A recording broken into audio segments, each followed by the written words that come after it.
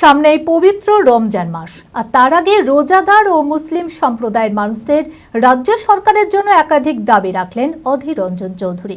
শনিবার সাংবাদিক বৈঠকে তিনি বলেন, পবিত্র রমজান মাসে মসজিদ ও ঈদগাহে আর্থিক অনুদান, রেশম সামগ্রী প্রদান, বাজারের ফলের দাম নিয়ন্ত্রণ, 24 ঘন্টা জল ও বিদ্যুৎ সরবরাহের ব্যবস্থা করা হোক। এছাড়াও আরও কি দাবি রাখলেন অধীর রঞ্জন চৌধুরী, শুনে নেব তার মুখে। মানসিক স্বাস্থ্যের জন্য সবার আগে যে নামটি মনে ভেসে ওঠে, সুস্থ মনের ঠিকানা মনোবীক্ষণ। যোগাযোগ নাম্বার 7477799516। 1 বা 2 তারিখ থেকে মার্চের পবিত্র রমজান মাস শুরু হচ্ছে। এই রমজান মাসকে কেন্দ্র করে মুসলমান সম্প্রদায়ের মানুষের ধর্মীয় আবেগ,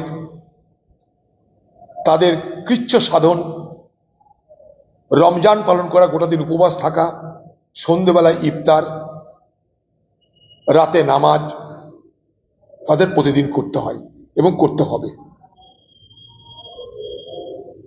সেই জায়গাটা দাঁড়িয়ে পশ্চিমবঙ্গ সরকারের কাছে আমার আবেদন, এক, পবিত্র রমজান মাসে সরকার, যারা সরকারি কর্মচারী, তাদের 1 থেকে 1.5 ঘন্টা আগে কর্মস্থল থেকে ছুটি দেওয়ার ব্যবস্থা করুক।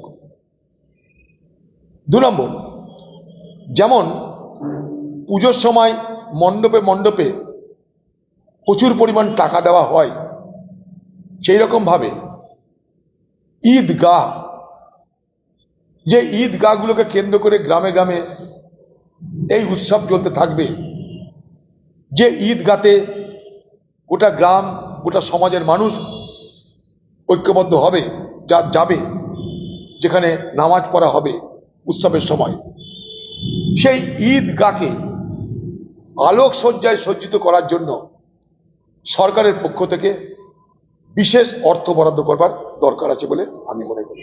কারণ তাহলে কি হয়, সংখ্যালঘু মুসলমান মানুষের মধ্যে এটা মনে হবে না যে শুধুমাত্র পুজোর জন্য রাজ্য অর্থ দিতে পারে আর আমাদের জন্য অর্থ দিতে পারে না, এই ভাবনার দ্বারা তারা আক্রান্ত হবে না।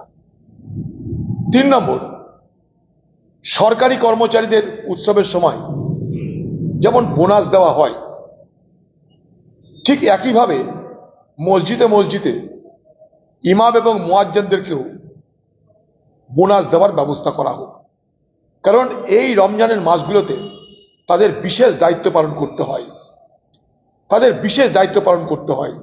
সকাল থেকে রাত পর্যন্ত, সাহরি থেকে শুরু করে তারাবি হয়ে রাত পর্যন্ত প্রচুর দায়িত্ব পালন করতে হয়। তাই যখন সরকারি কর্মচারীদের বোনাস দেওয়া হয়, তখন সেই মাসটাতে যারা প্রতিটা দিন মেহনত করছে, তাদের জন্য কেন বোনাস দেওয়া হবে না?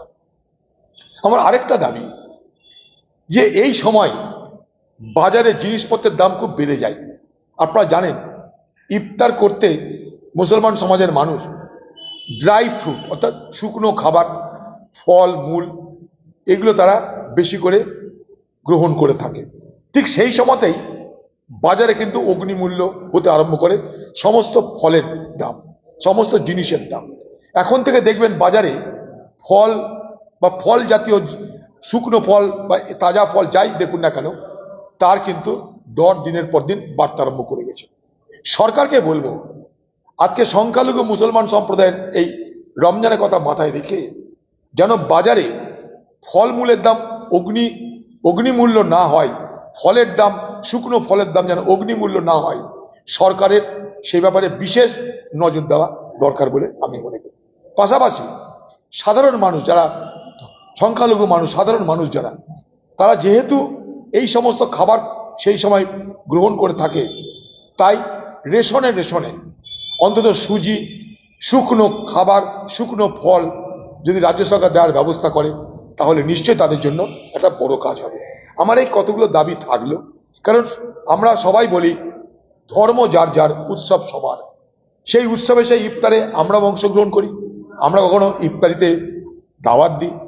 এই সময়টা মুসলমান সমাজের কৃচ্ছ সাধনের সময়, মুসলমান ধর্মে বলা আছে, ইসলামে আরকান আল দিন, অর্থাৎ সেই আরকান আল দিন যে 5টা স্তম্ভ, সেই 5টা স্তম্ভের একটা হচ্ছে উপবাস।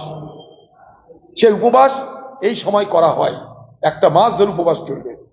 তাই সেই মুসলিম সমাজের মানুষের এই রমজান মাসে যেন কোনো সমস্যা না হয়, তার জন্য সরকার বিশেষভাবে দৃষ্টি দিক, এটা আমার দাবি।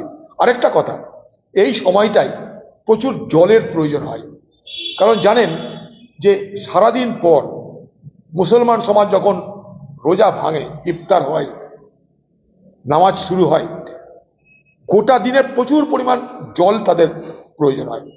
তাই 24 ঘন্টা জল সরবরাহ, পাশাপাশি আপনাদের আরেকটা কথা বলি, মনে করুন সকালবেলায় রোজা শুরু করার সময় সেহারি খাওয়া হয়, সেই সেহারি সূর্য ওঠার আগে থেকেই দিতে হয় একটা সময়। সেই বাড়ির মেয়েরা রান্না শুরু করে রাত্রি 1টা থেকে। সেই জন্যে আমার দাবি যেন 24 ঘন্টা বিদ্যুৎ সরবরাহ অক্ষুণ্ণ থাকে।